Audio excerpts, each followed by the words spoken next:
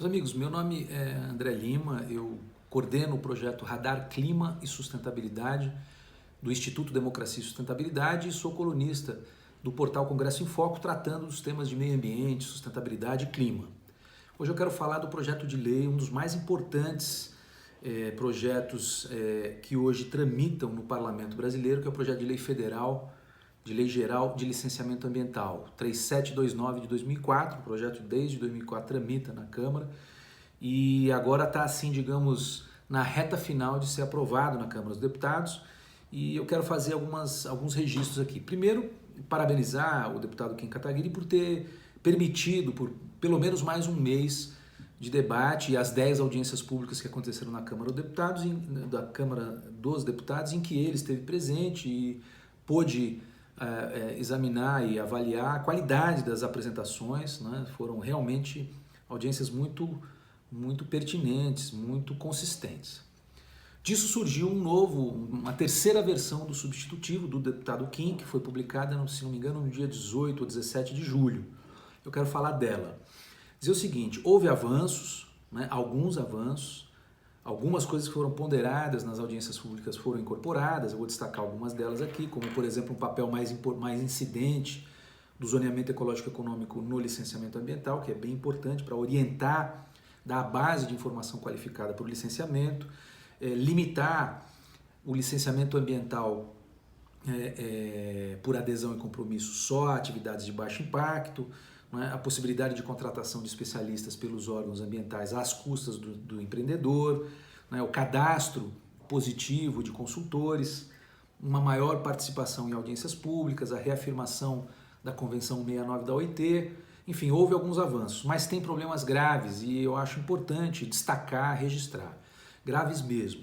Eu não vou tecer comentários aqui, por exemplo, parceiros como o Instituto Socioambiental definiram 14 problemas no projeto de lei, eu fiz uma análise e levantei 9 problemas e depois vou encaminhá-los ao deputado Kim Kataguiri, mas eu quero registrar 3 gravíssimos problemas desse projeto de lei que vão ter um impacto muito forte no Brasil, no meio ambiente, na qualidade ambiental do Brasil. O primeiro deles é a restrição que o projeto faz no artigo 3º, inciso 2º, na definição de área de influência, ele coloca uma palavrinha lá, área de influência direta.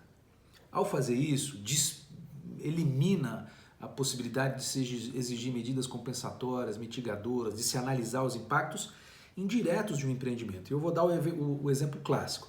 Uma rodovia na Amazônia. Ela precisa ser feita? Precisa ser feita. Ela precisa ser asfaltada? Precisa ser asfaltada. Qual é o impacto direto dela? O impacto direto é a abertura da via, é a fragmentação da floresta, são muita gente passando na rodovia, emissões de poluentes, ruídos, né? Eventualmente risco de incêndio, porque quem passa pode tacar fogo, etc. e tal. Mas tem um impacto indireto que é gravíssimo, que é o quê? Uma nova rodovia, dependendo de como ela é feita e de que medidas são adotadas, ela pode abrir uma frente de desmatamento que hoje não existe. É o caso, por exemplo, da BR-319. O governo defende fortemente o asfaltamento dessa rodovia. Vamos debater como fazer isso agora sem licenciamento ambiental, como o projeto vai estar dispensando em 2 artigos. Ao não examinar a área de influência indireta do empreendimento. Então dispensa-se, por exemplo, o desmatamento que é consequência de um asfaltamento de uma rodovia ou de uma duplicação de uma rodovia.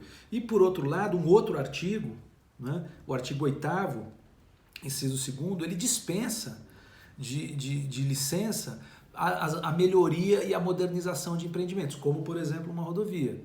Né? Digamos que essa rodovia não tenha nem passado por um licenciamento ambiental, como é o caso da BR-319, que ela já estava aberta há muito tempo, mas hoje ela é uma via de baixo fluxo porque ela não é asfaltada. Ao ser asfaltada, obviamente que nós vamos ter o quê? Valorização das terras, expansão da grilagem de terras, porque tem muitas terras públicas naquela região, invasão de unidades de conservação, parques, estações ecológicas, florestas nacionais, invasão de terras indígenas, aumento da grilagem de terra, como eu já falei, aumento do garimpo ilegal, que hoje é uma realidade clandestina, muito triste na Amazônia, madeireiras, ou seja, ao invés de levar o progresso, vai levar a degradação ambiental. E eu tenho certeza que não é isso que, por exemplo, o deputado Kim Kataguiri quer. Então, dispensar de licenciamento ambiental a melhoria e a modernização de alguns tipos de empreendimento é causar impactos ambientais assim de monta que a gente não consegue nem prever, né? Sabe-se que em torno de 10 quilômetros ao longo de, por exemplo, de novas rodovias, o impacto ambiental e o desmatamento é avassalador e quase que imediato, né? Então, eu falei de 2 pontos aqui. Um terceiro, que eu acho que é tão grave quanto, e não sei se o deputado Kim se deu conta disso, no artigo 8º, inciso 3º, ele dá um cheque em branco para 5.800 gestores políticos no Brasil definirem, não tecnicamente, mas politicamente, que tipo de empreendimento vai ter que ter licenciamento ambiental ou tipo de empreendimento não vai ter que ter licenciamento ambiental. Um decreto de um prefeito, um decreto de um governador ou um decreto de um presidente da República pode, por essa versão do relator Kim Kataguiri, simplesmente dizer que determinados empreendimentos estão dispensados de licenciamento ambiental. E o que significa dizer isso, meus amigos? Eu não estou aqui defendendo, e ninguém defende, uma burocracia, entende? Algo assim, simplesmente burocrático para conter obras e o desenvolvimento. Não é isso. O licenciamento ambiental ajuda a ordenar o empreendimento, a qualificar o empreendimento. Nós precisamos dizer o como que as coisas devem ser feitas da melhor maneira para que de fato a gente tenha, usufrua do fator positivo do desenvolvimento e minimize, mitigue e ao final, se não for possível mitigar, compensar os impactos ambientais negativos ao meio ambiente e às populações que estão ao longo desses empreendimentos no Brasil inteiro, porque nós estamos tratando de empreendimentos dentro da cidade de São Paulo ou de Brasília, em área urbana, consolidada, em que o meio ambiente praticamente é todo ele já artificial, até empreendimentos em áreas muito remotas, na Amazônia, em áreas de fronteira, em que qualquer intervenção que se faça pode modificar o ambiente de uma maneira tal que é irreversível depois e para se conter é muito difícil. Como a gente sabe que em algumas frentes e fronteiras na Amazônia aconteceu.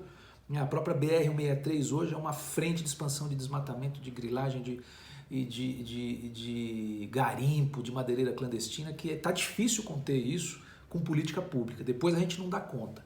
Então o licenciamento ambiental é fundamental e eu faço esse apelo ao deputado Kim Kataguiri, se você tem acesso a ele, faça chegar a ele esse recado de que tome cuidado, sobretudo com esses 3 pontos, e vamos manter esse diálogo para ver se a gente consegue minimizar, antes de pôr em plenário o relatório, minimizar essas diferenças para que a gente possa de fato ter uma lei boa para o Brasil, boa para o meio ambiente, boa para os empreendimentos econômicos, boa para o desenvolvimento sustentável e que o deputado Kim Kataguiri possa se orgulhar desse trabalho e auferir os benefícios políticos de fato ter conseguido chegar a uma composição minimamente razoável, tá? É isso aí, deputado Kim, é isso aí, meus amigos.